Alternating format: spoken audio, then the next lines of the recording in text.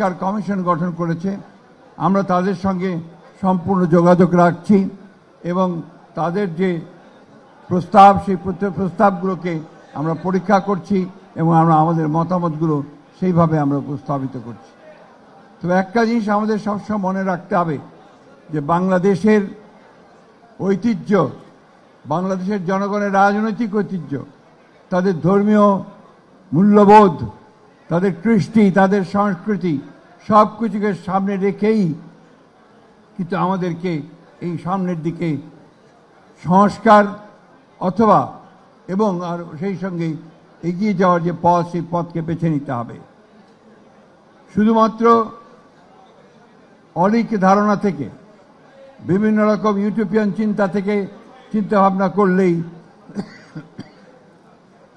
সমস্যার সমাধান করা যাবে না, অথবা আবেগের মধ্য দিয়েও সমস্যার সমাধান করা যাবে না। আমাদেরকে বাস্তববাদী চিন্তা করে, ভবিষ্যতের কথা চিন্তা করে, পরিবর্তনকে সামনে নিয়ে একটা নতুন বাংলাদেশ, গণতান্ত্রিক বাংলাদেশ গড়বার জন্যই আমাদেরকে ওই লক্ষ্যে কাজ করতে হবে।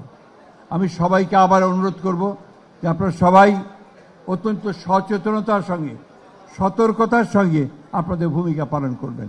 বিশেষ করে বাংলাদেশ জাতীয়তাবাদী দলের সঙ্গে যারা আমরা জড়িত আছি, তারা যেন আমরা এমন কোনো পদক্ষেপ না নেই যে পদক্ষেপ আমাদেরকে কোনো ভুল পথে এগিয়ে নিয়ে যেতে পারে।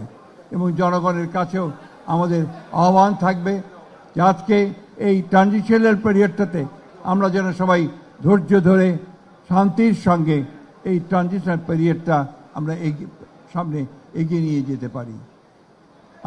যেটা আমাদের বারবার বলছি যে এখন যে সমস্যা, সেই সংকট, যে চ্যালেঞ্জ, এগুলোকে মোকাবেলা করার জন্য অত্যন্ত দ্রুত নির্বাচন অনুষ্ঠান করা দরকার। প্রয়োজনীয় যে পরিবর্তন বা সংস্কার দরকার নির্বাচনের জন্য, সেগুলোকে সম্পন্ন করে নির্বাচন অনুষ্ঠান করাই হবে এখন সবচেয়ে বড় উইজডমের কাজ, এবং এখন সেই উইজডমের কাজটা করাই বোধহয় সবচেয়ে ভালো হবে। আমাদের ভারপ্রাপ্ত চেয়ারম্যান বারবার এই একই কথা বলছেন যে আমরা যেন আমাদের পথকে ভুলে না যাই, আমরা যেন আমাদের সঠিক পথে পরিচালিত হই এবং একই সঙ্গে এমন কোনো ব্যবস্থা না নেই যা আমাদেরকে ক্ষতিগ্রস্ত করে। বিশেষ করে উনি গত পরশু যে বক্তব্য দিয়েছেন যে বাংলাদেশে যে উগ্রবাদের কেন যে সূচনা হচ্ছে, পথ দেখা যাচ্ছে, এই ধরনের কোনো উগ্রবাদ আমাদের গণতান্ত্রিক পথকে সম্পূর্ণভাবে বিঘ্নিত করবে। আমরা যেন সেই পথে কোনো মতেই এগিয়ে না যাই।